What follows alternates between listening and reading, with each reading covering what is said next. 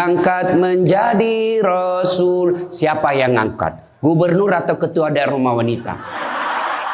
Oleh Allah yang kuasa. Allah itu siapa, Mak? Pencipta alam semesta. Itu lagu ibu-ibu dulu mengajarkan sejarah Nabi.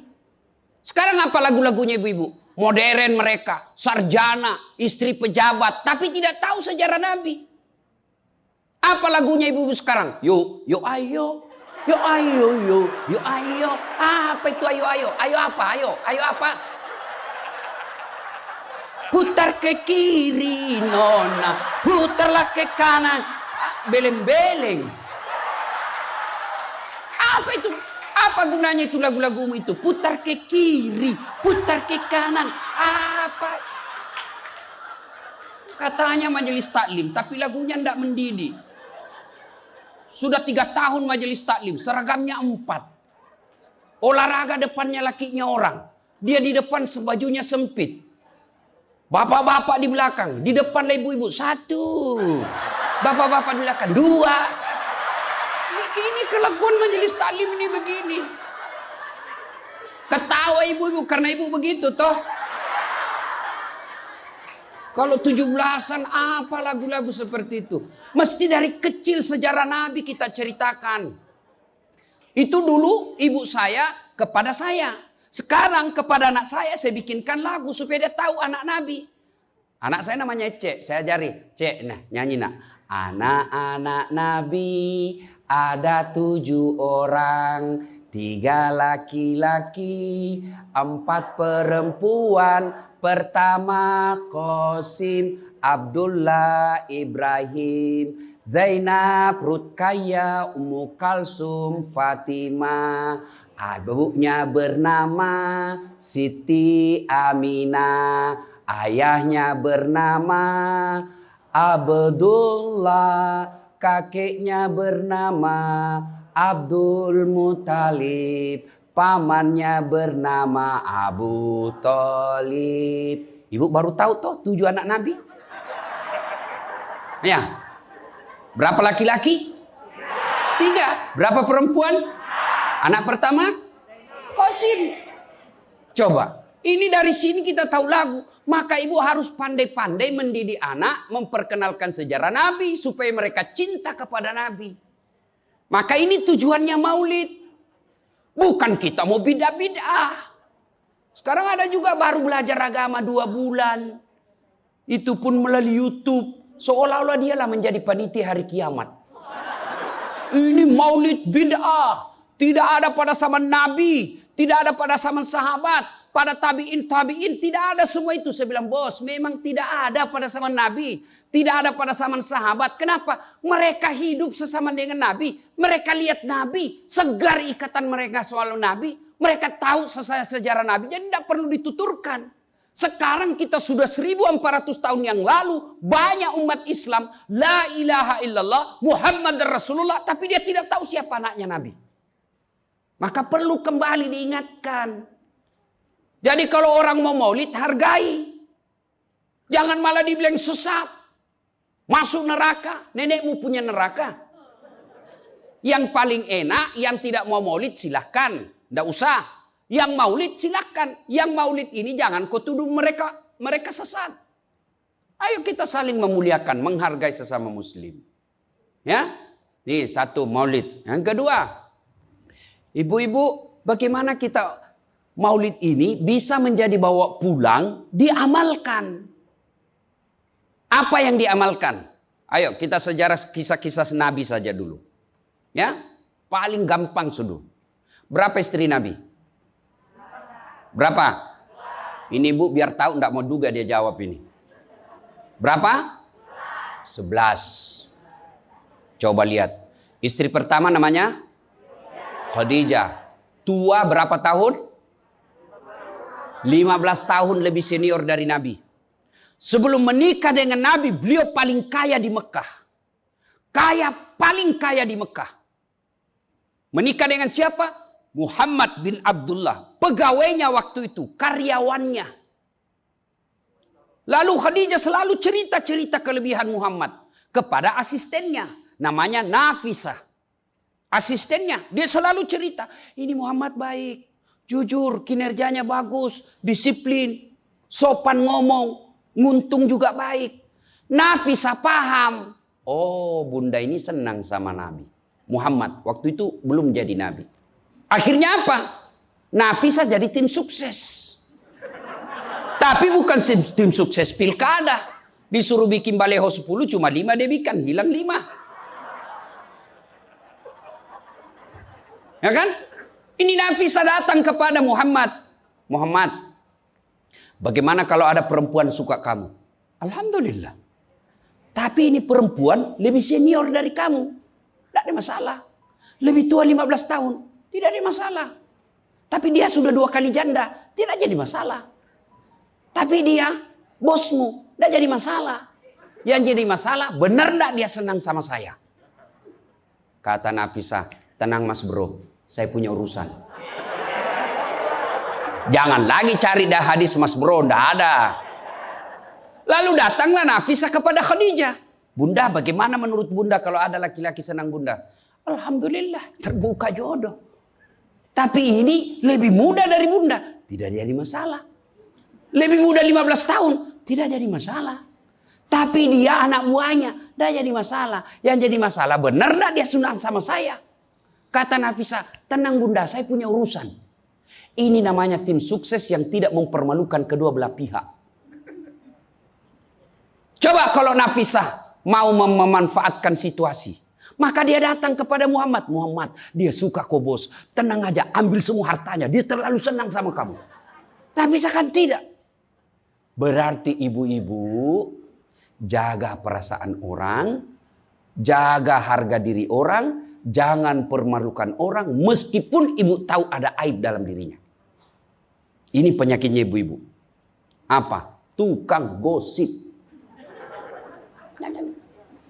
Ini. Duduk-duduk begini, damai tapi gersang. Oh, coba lihat siapa duluan pulang, dia jadi berbicara.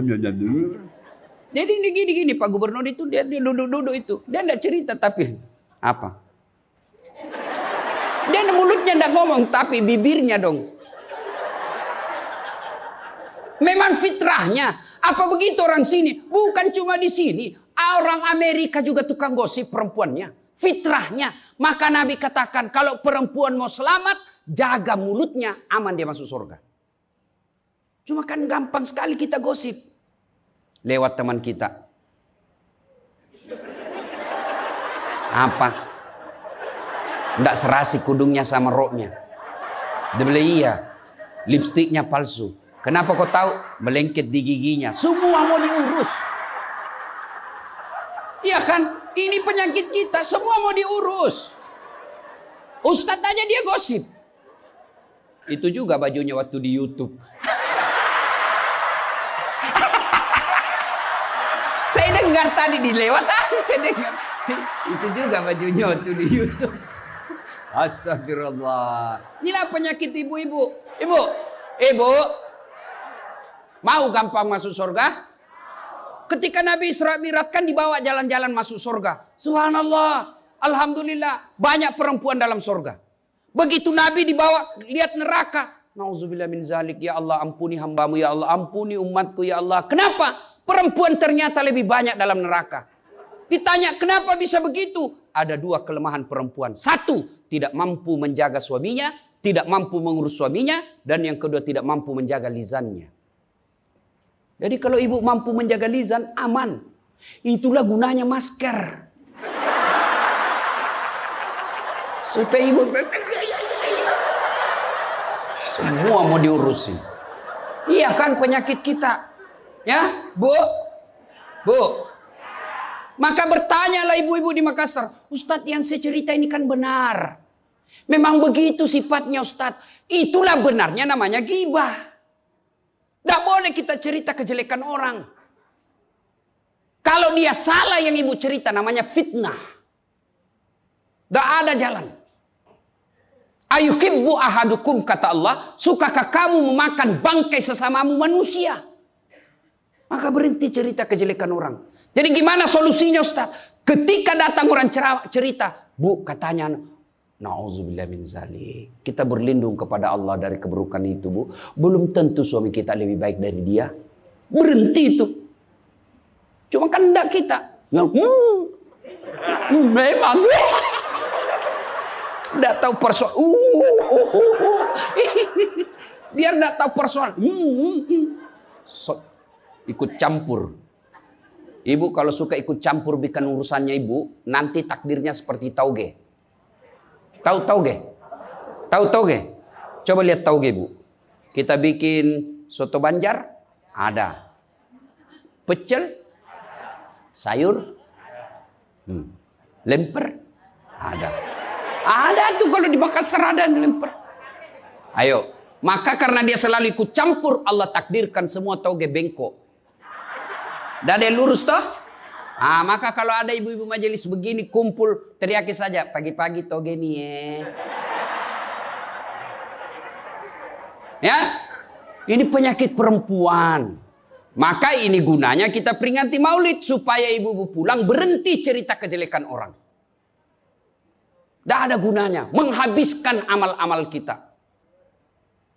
Nabi pernah kumpul para sahabat dan bertanya, atadruna manil muflis? Saudara-saudara sekalian, kau tahu siapa yang bangkrut nanti di akhirat? Mereka tidak sholat ya Rasul, dia sholat. Yang tidak puasa ya Rasul, dia puasa. Yang tidak haji ya Rasul, dia haji. Yang tidak bayar zakat ya Rasul, dia zakat sedekah. Kalau begitu siapa yang bangkrut ya Rasul? Jarusu wa khati'ur rahim. Tetangga yang jahat sama tetangganya dan yang suka memutuskan tali persaudaraan. Dan salah satu jahat sama tetangga dan memutuskan tali persaudaraan adalah mereka suka menceritakan kejelekan orang. Adakah orang yang senang dicerita kejelekannya? Ada? Ada? Ada ibu? Lalu untuk apa kita cerita orang? Rajin betul istrinya majelis taklim. Baik betul itu istrinya. Tapi kasihan suaminya selingkuh kiri kanan. Lalu apa untungnya ibu cerita? Ibu? Hei. Hei. Nah, satu. Pulang pengajian. Tinggalkan gosip. Dua, Rasulullah setelah menikah dengan Khadijah, usia 40 tahun, Nabi dilantik menjadi Rasul. Pulanglah beliau, 3 hari 3 malam di atas Gua Hira. Pulang menggigil. Dia ketuk pintu. Masuklah Nabi, kedinginan. Lalu Nabi berkata, istriku selimuti saya kedinginan. Kira-kira kalau ibu-ibu, apa jawaban ibu? 3 hari 3 malam suami tidak ada kabar. Di WhatsApp tidak dibaca. Di telepon di reject. Tiba-tiba datang kedinginan, Bu. Selimuti saya, Bu. Apa jawaban ibu? Apa ibu selimuti? Enggak, diinterogasinya suaminya. Mana HP-mu? Dari mana kau ini kedinginan? Iya toh? Tapi Khadijah tidak. Khadijah tidak pernah sangka buruk kepada suaminya. Apa kata Khadijah? Sami'na wa ata'na. Hikmah yang kedua buat ibu-ibu, sangka baiklah kepada suami. Demi Allah, tidak ada kebahagiaan rumah tangga yang dipenuhi dengan sangka buruk. Ibu mau bahagia dengan suami? Mau? Hilangkan sakwa sangka, hilangkan sangka buruk. Telepon suami tidak dijawab pagi-pagi, sangka baik. Oh, berarti suami saya lagi sholat duha. 1 jam kemudian ditelepon, belum dijawab juga. Oh, berarti suamiku lagi meeting dengan gubernur. Telepon lagi siang-siang tidak jawab. Oh, berarti suamiku lagi sholat berjamaah di masjid. Sore ditelepon tidak dijawab-jawab. Oh, berarti suamiku dia lupa handphonenya. Tiba-tiba sore masuk WhatsApp teman kita. Saya lihat suamimu bonceng cewek. Cantik betul. Oh, berarti suami saya lagi nge-grab. Tenang perasaan. Ibu-ibu, demi Allah. Tidak ada kebahagiaan orang yang selalu sangka buruk. Suami enak-enak kerja. Hanya tidak dijawab telepon. Ibu tidak bisa tenang di rumah. Sangka baik. Orang yang sangka baik, rumah tangganya pasti tidak bisa bahagia. Saya kasih contoh. Kasih contoh ibu. Suami istri 7 tahun tidak punya anak. Di tahun ke-8 dia pergi ke ahli kandungan, periksa istrinya. Wih, alhamdulillah, kata dokter, ibu sudah terlambat 2 bulan. Senang betul. Dia teleponlah suaminya, Pak, alhamdulillah hasil pemeriksaan saya sudah terlambat 2 bulan. Tapi Pak, jangan cerita-cerita dulu ya. Malu kita nanti kalau tidak jadi lagi. Oke Bu, ini rahasia berdua. Jangan cerita ke siapa-siapa. Setuju Bu ya? Setuju Pak. Oke. Beberapa hari kemudian datang petugas PLN. Assalamualaikum. Kata ibunya, waalaikumsalam. Siapa ya? Saya Bu, saya siapa? Petugas PLN. Oh kenapa Pak? Ibu terlambat 2 bulan. Wih. Kenapa dia bisa tahu saya terlambat 2 bulan? Wah, dia mulai curiga sama suaminya. Pasti kelakuannya lagi nih si gendut ini. Kan suaminya gendut. Pasti kelakuannya ini si gendut ini. Pulang suaminya capek. Di jalan macet, kehujanan, baru buka pintu. Memang kau pembohong gendut. Apalagi ini pembohong. Orang capek, pembohong gendut. Apa? Kenapa itu PLN tahu saya terlambat 2 bulan? Pasti kau yang cerita. Bukan saya. Kenapa? Wah, suaminya juga marah digendut-gendutin. Dia datang ke PLN. Ada apa kau tahu-tahu istriku terlambat 2 bulan? Dia bilang ini ada catatannya Pak. Kau hapus ini. Ya boleh Pak, tapi Bapak bayar dulu. Kalau saya tidak mau bayar, ya terpaksa punyanya Bapak diputus. Kalau punya aku diputus, apa dia pakai istri saya di rumah? Dia terpaksa pakai lilin.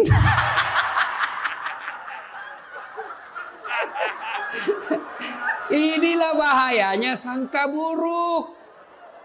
Bu. Halo Ibu. Bu.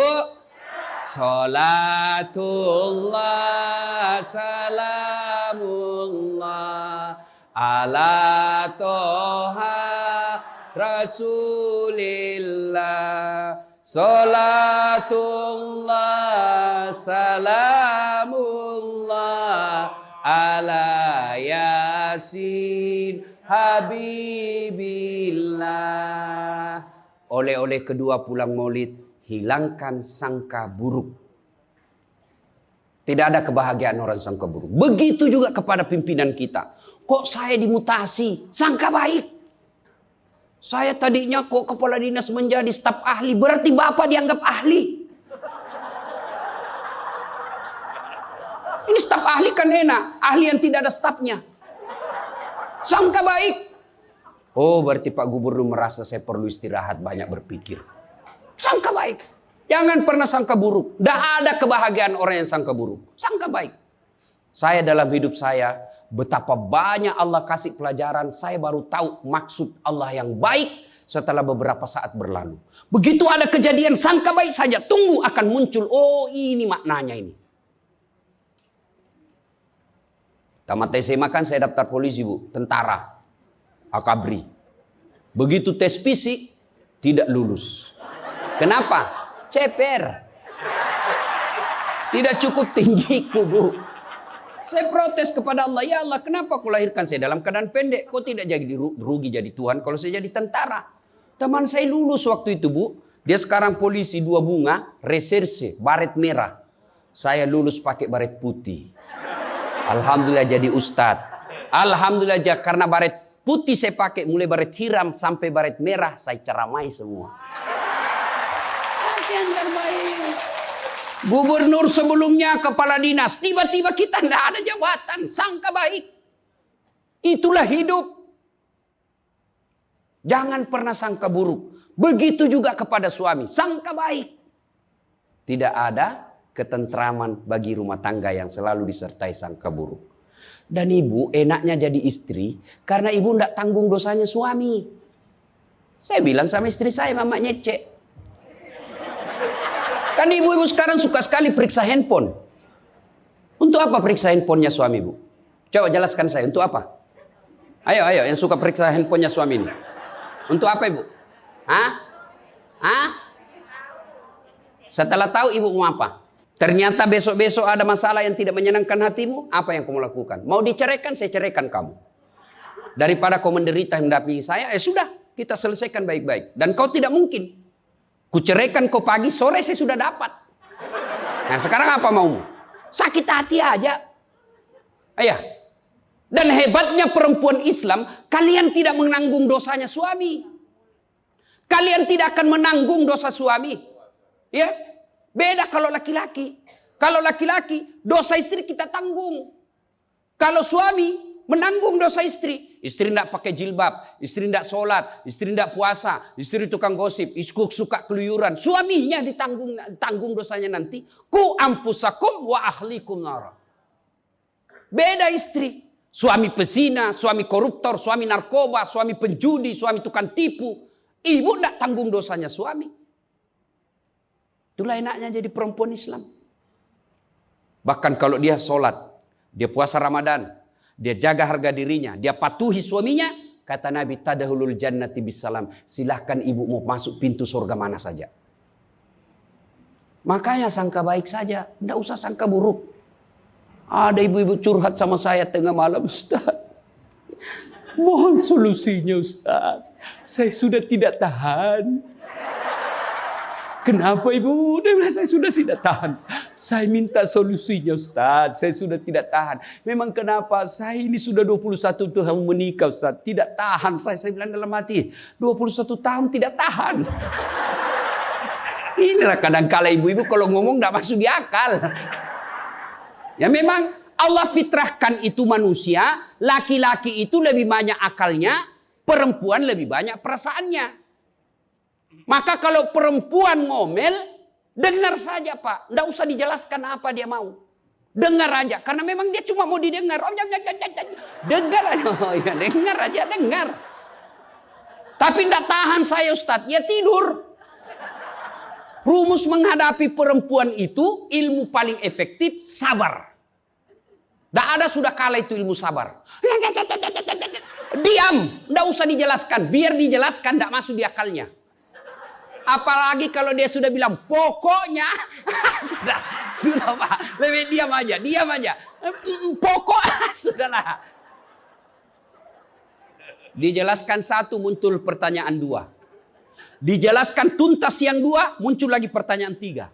Sudah tuntas semuanya, dia ungkap lagi yang 5 tahun yang lalu. Itulah perempuan. Iya ibu toh? Maka dengarkan saja. Ada saatnya nanti dia bilang, baru dia sadar itu. Iya sebenarnya itu saya emosi aja itu hari Pak. Begitulah perempuan. Dihadapinya jangan emosi. Saya sudah tidak tahan Ustaz. Kenapa? Sudah 21 tahun. Udah cocok saya Ustaz. Saya bilang ibu tahu enggak baut? Tahu Ustaz. Apa pasangannya baut ibu? Mur. Sama enggak? Sama modelnya?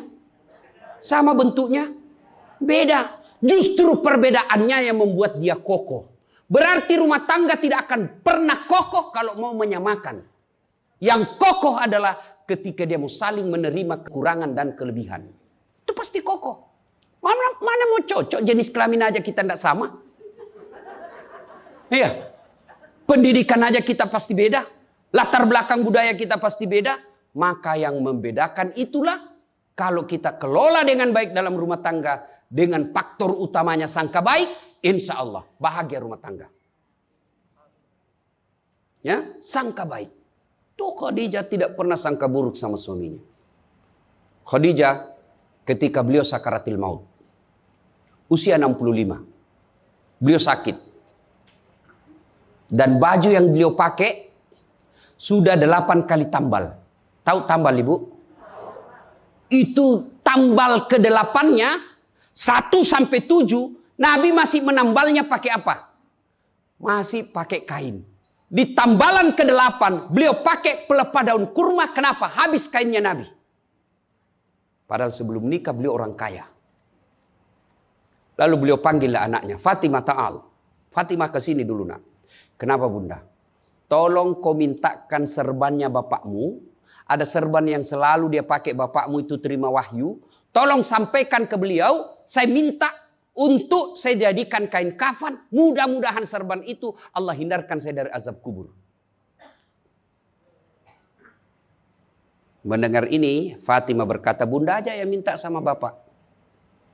Dengar jawaban Khadijah. Saya malu minta sama bapakmu, nak. Habis hartanya untuk bantu Rasulullah, minta serban, malu. Kira-kira masih ada istri sini malu minta sama suaminya? Pak Gubernur, masih ada kira-kira malu minta sama suami? Bukan diminta, dicuri. Ayo, itulah Khadijah. Maka jangan heran Khadijah meskipun sudah wafat, beliau tidur bersama Aisyah. Beliau tidur bersama Aisyah. Tapi siapa yang dikenangnya? Khadijah. Rasulullah hanya berkata, seolah-olah saya mendengar trompa kakinya Khadijah. Seolah ada Khadijah dalam rumah kita. Aisyah cemburu. Ya Rasulullah, ada apa sih kelebihan Khadijah? Khadijah sudah wafat. Kau nikahi 2 kali janda. Lebih tua dari kamu. Kenapa Khadijah terus? Dengar jawaban Nabi. Kau tidak pernah mampu mengimbangkan, menyandingkan atau menyamakan dirimu dengan Khadijah. Ketika tidak ada orang percaya kepadaku, Khadijah orang pertama yang percaya kerasulanku. Ketika orang memboikot saya tidak boleh bertransaksi ekonomi kepada Muhammad, hartanya habis untuk membantu perjuangan dakwah. Maka jangan heran Rasulullah sangat mencintai Khadijah. Jadi kalau ibu mau dicintai suami lahir batin, jadilah seperti Khadijah. Bukan karena cantiknya, bukan karena kayanya, tapi kebersihan hatinya Khadijah. Kita itu laki-laki kan tergantung perempuannya. Kalau perempuannya baik, akhlaknya baik, tidak mungkin tergoda suami. Ibu mau? Suami tidak macam-macam mikirnya. 3 aja resepnya. Pegang ini, kau kuasai suamimu. 1, buat matanya senang. Artinya apa? Ibu penampilan cantiklah di depan suami. Kalau suami senang selalu pakai baju merah, pakai itu baju merah tiap hari. Kalau suami senang warna-warna emas, pakailah itu tiap hari. Ya. Tapi saya tidak senang warna begini, Ustaz. Bukan untuk ibu, tapi untuk menyenangkan suami. Dandannya seorang istri, menyenangkan hati suami, itu ibadah buat seorang wanita. Yang kedua, buat perutnya senang. Bagaimana caranya? Bikinlah masakan kesenangan suami. Kalau tidak bisa tiap minggu, sekali sebulan. Ketika terima gajinya suami, terima honornya suami, ya WhatsApp suami, SMS suami, telepon suami. Bang, jangan makan di luar hari ini. Hari ini saya masak spesial buat abang. Masakan kesenangan saya sudah siapkan di rumah bang. Aman bang, jangan makan di luar. Ini hari spesial buat abang. Senang kita jadi suami. Itu saya kalau terima SMS WhatsApp begitu, mamanya di rumah dia goreng baru dia kirim. Rasanya kita mau cepat pulang. Ibu pernah WhatsApp suaminya begitu? Paling di WhatsApp, bang jangan lupa singgah beli telur. Bang habis gas.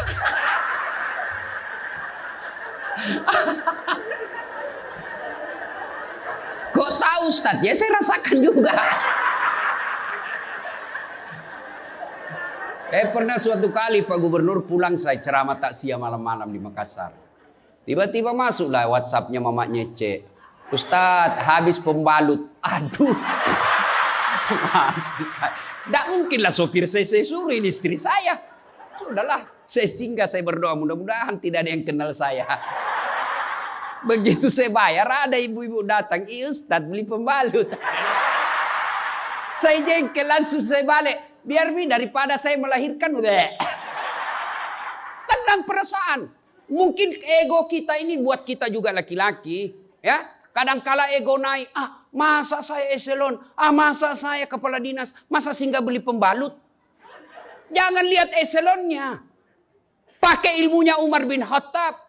Umar bin Khattab. Ada sahabat yang selalu mau datang, mau laporkan istrinya. Kenapa istrinya suka ngomel?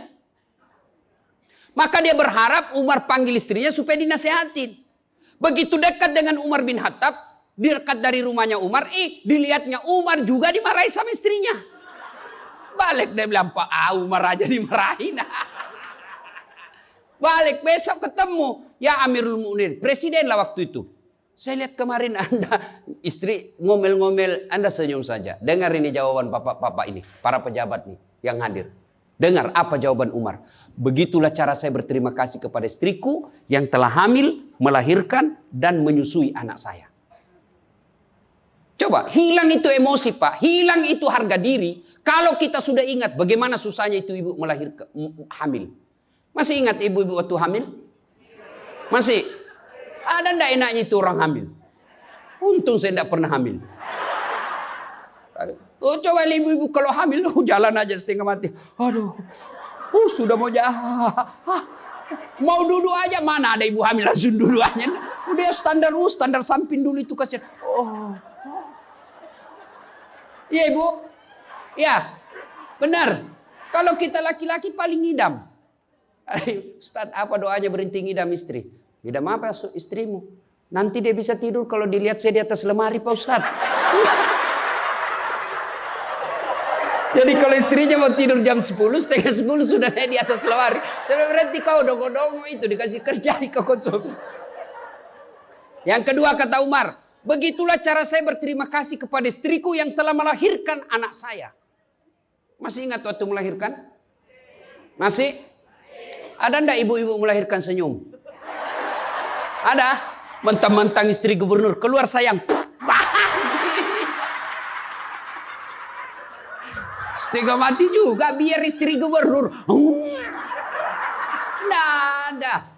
Itulah susahnya jadi perempuan. Maka ketika suami disuruh sama istri, bayangkan sulitnya melahirkan. Yang ketiga kata Umar, begitu cara saya berterima kasih yang telah menyusui anak saya. Masih ingat waktu menyusui? Masih? Terutama waktu tumbuh giginya.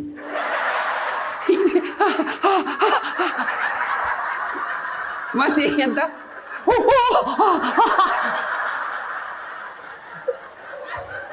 Untuk saya tidak pernah rasakan. Kalau digigitkan, mana dia ditinjau nanya, kok gigit saya? Tidak, dia usah lepas nak. Iya ibu, iya. Siang anaknya, malam.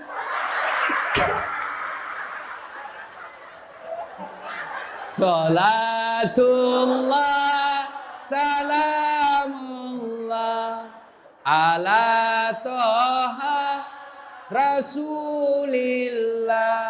Salatullah salamullah ala yasin. Berikutnya, kalau kita cinta kepada Rasul, jadilah istri seperti istri Rasulullah.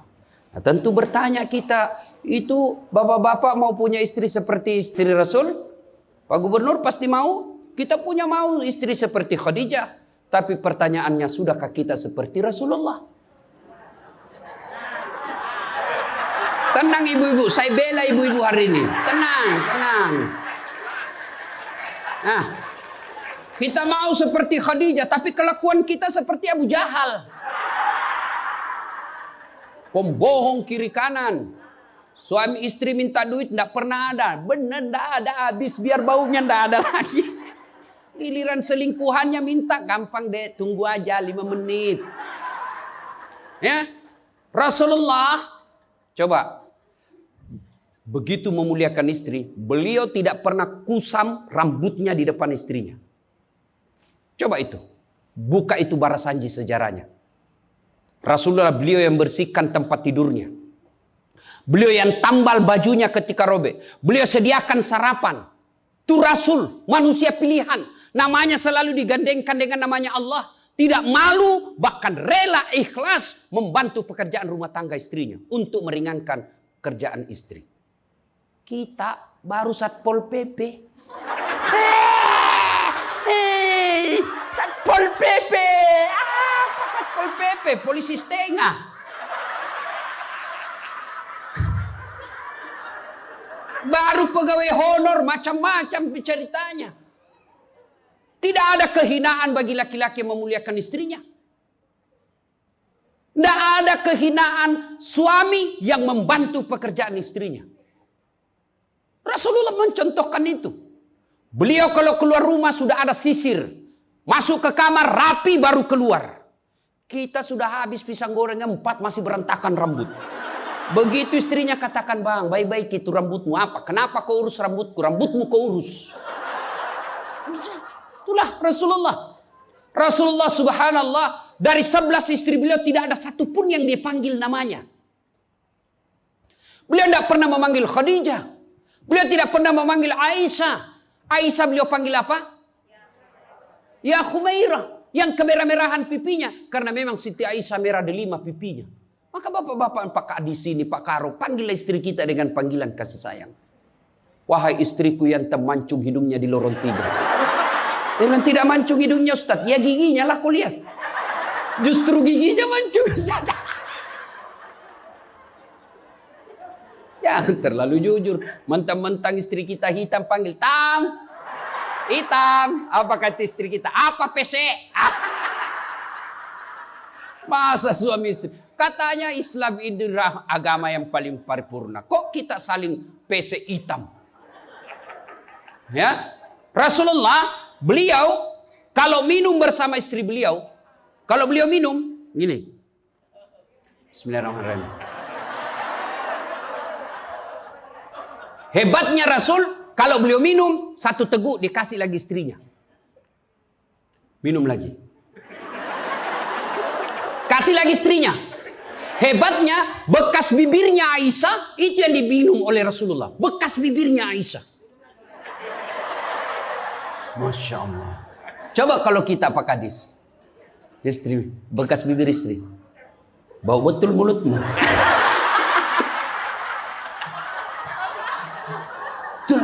Maka kalau ibu bapak mencontoh Rasulullah, maka rumah tangga pasti bahagia.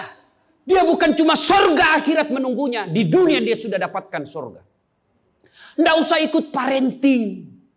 Quality time.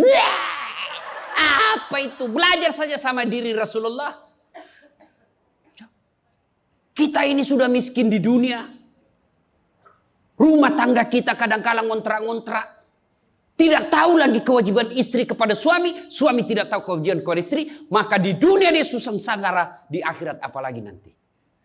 Maka kalau kita tidak bisa dapatkan kekayaan sorga di dunia. Dengan harta. Maka dapatkan kebahagiaan itu dengan memperbaiki hati dalam rumah tangga. Suami tahu kewajiban kepada istri. Istri pun melaksanakan tugasnya kepada suaminya. Itu Rasulullah. Rasulullah subhanallah. Manusia mulia tidak pernah menghina istrinya. Maka jadilah suami seperti Rasulullah Muhammad SAW. Ibu bapak saudara-saudara sekalian. Suatu kali Umar bin Khattab menangis. Tiba-tiba ketawa lagi. Menangis lagi. Datanglah sahabat bertanya. Wahai Umar, kok sudah gila apa? Umar waktu itu sudah jadi presiden. Beliau katakan, bagaimana saya tidak ketawa? Saya mengingat waktu sebelum datang Muhammad SAW, saya pernah memakan Tuhanku. Dia bikin berhala dari roti, lalu dia makan itu Tuhannya. Dia bilang, bayangkan hebatku dulu sebelum ada Muhammad, Tuhan pun saya makan. Kan dia ketawa. Lalu kenapa engkau menangis ya Amirul Mukminin? Saya bayangkan sebelum Nabi Muhammad SAW datang di tengah-tengah kita. Saya pernah mengambil anakku yang masih orok, merah, saya rebut dari istriku, lalu saya bawa ke belakang rumah, saya gali pasir, saya tanam sendiri anak perempuanku itu, lalu saya timbun, saya lompat-lompat di atasnya karena saya anggap ini perempuan anak pembawa sial. Begitu zaman jahiliyah. Alhamdulillah setelah ada Muhammad, mampu melahirkan kita seperti sekarang ini, bisa membedakan yang hak dan yang batil. Berarti Rasulullah dikenang kehebatannya, karena berhasil memimpin, mengarahkan umatnya dari jahiliyah menjadi seperti yang kita nikmati sekarang ini. Berarti Pak Gubernur, kalau Bapak ingin dikenang sebagai pejabat, bukan hanya memperbaiki diri, tapi memperbaiki rakyat Sumatera Selatan. Dan Alhamdulillah saya senang sekali mendapat berita Bapak punya program yang sangat memuliakan kebaikan. Bukan Islam, kebaikan. 1 desa, 1 lurah, 1 rumah tahfiz. Meskipun Bapak sudah tidak menjabat sebagai gubernur, Selama rumah tahfiz itu dimanfaatkan, maka itu akan menjadi amal kebaikan dunia sampai di akhirat. Tapi percayalah, tidak mungkin Pak Gubernur hebat tanpa didukung sama istri. Tidak mungkin. Ini istri tidak kelihatan perannya, tapi menentukan SK. Benar. Biar Pak Gubernur senang sama Bapak, kalau istri Pak Gubernur tidak senang, berpengaruh itu tanda tangan. Memang sudah itu begitu yang namanya kehidupan manusia. Saya juga tidak bisa hebat ceramah begini kalau istri saya tidak mendukung. Saya mau bikin naskah, digangguinya saya. Pergi sama bapakmu, cepat kau ambil itu. Nangis sana, mana bisa kita bikin naskah? Begitu kita mau ceramah, dia curi kita punya naskah. Apa? Mana bisa? Allah Subhanahu wa Ta'ala berfirman, mana sudah ini? Mana naskah kita? Maka yang terpenting kembali dalam maulid kali ini, mari jadikan rumah tangga kita sebagai pintu sorga, meraih sorga yang sebenarnya. Jangan berpikir di dunia tidak ada sorga. Kita kan selalu berdoa, fid dunya hasanah, wa fil akhirati hasanah. Selamat di dunia, selamat di akhirat. Apa itu fid dunya hasanah? Menurut para ahli tafsir Al-Quran, hasanah di dunia itu, sorganya dunia itu mengandung 4 komponen. 1, punya pasangan yang baik. Jadi kalau istri bagus agamanya, suami bagus agamanya, suami bagus akhlaknya, istri bagus akhlaknya, sudah 1 komponen surga didapat. Yang kedua, punya anak yang soleh dan soleha. Tidak ada gunanya pangkat jabatan kalau anak kurang ajar. Ibu-ibu nih, kalau ibu meninggal siapa yang doakan? Suami. Tidak bakal, dia kawin lagi. Siapa yang doakan? Anak. Maka berhasilan ibu, saya setuju dengan pernyataan Pak Gubernur. Kalau mau hebat ini provinsi kita, ibu-ibunya harus menjadi pesantren pertama. Sayang, seribu sayang, ibu-ibu sekarang banyak yang gagal mendidik anak. Dihormati di luar, dimuliakan di kantor, sampai di rumah dimaki-maki sama anaknya. Itu siapa yang gagal? Ibunya. Kita kadang-kala bahagia, hebat kalau anak kita pintar bahasa Inggris. Hebat anaknya Ustadz, pintar bahasa Inggris. Apa hebatnya? Banyak yang bisa begitu. Masa banyak Ustadz? Ya sudahlah, ke Inggris lihat itu anak-anak di sana. Anak-anak di sana semua pakai bahasa Inggris, Bu. Memangnya kalau ibu nanti meninggal, anak berdoa pakai bahasa Inggris? Oh my God. Please help me my mother. Enggak. Pasti pakai bahasa Padang. Kepado, lindungi lo. Pasti. Ya, maka ibu-ibu didik anak. Yang ketiga komponen punya surga dunia, apa itu? Punya harta yang bermanfaat, bukan harta yang banyak. Mana harta yang bermanfaat? Harta yang banyak digunakan orang lain menjadi amal soleh-soleh, amal jariah. Bu-ibu nih, yang punya emas berlian, cincin. Ayo ibu, kalau ibu meninggal siapa yang punya itu? Siapa? Anak, istri kedua. Bukan anak, istri kedua yang pakai. Maka sedekahlah sebelum tiba saatnya. Dan yang keempat, surganya dunia, punya teman yang baik. Bukan teman kepentingan politik dan kekuasaan. Teman yang baik itu meskipun kita sudah pensiun masih baik sama kita. Meskipun kita sudah miskin masih baik sama kita. Itulah teman yang baik. Dan nerakanya dunia ketika kita punya jabatan. Banyak teman kita. Pas kita hilang jabatan semua menjauh dari kita. Itu nerakanya dunia. Nah ibu bapak saudara-saudara sekalian. Mari mewujudkan ini melalui maulid. Maulid ini tidak ada guna kalau kita pulang tidak diamalkan. Minimal amalkan dengan menjadi suami yang baik. Dan istri yang baik. Terakhir. Kalau kita mencintai Rasulullah, maka kita ikuti sunnah-sunnahnya. Apa sunnah? Yang gampang-gampang, tidak usah berat-berat. Mulai hari ini, oleh-oleh khusus ibu, kapan dan dimanapun selalu ada wudhu. Coba ibu amalkan. Bapak-bapak pegawai, bapak mau pergi kerja wudhu dulu. Mau pergi jemput anak wudhu dulu. Mau pergi pengantin wudhu dulu. Mau pergi kemana saja ikuti Pak Gubernur yang katanya tidak ada liburnya. Ya. Sudah ikuti dengan ada wudhu. Orang yang selalu ada wudhunya, innallaha yuhibbut tawwabina wa yuhibbul mutattakhirin, dicintai oleh Allah Subhanahu wa taala. Ibu bapak saudara-saudara sekalian, banyak yang ingin kita sampaikan tapi waktu jualah yang membatasi kita. Insya Allah lain waktu dan kesempatan kita akan lanjutkan.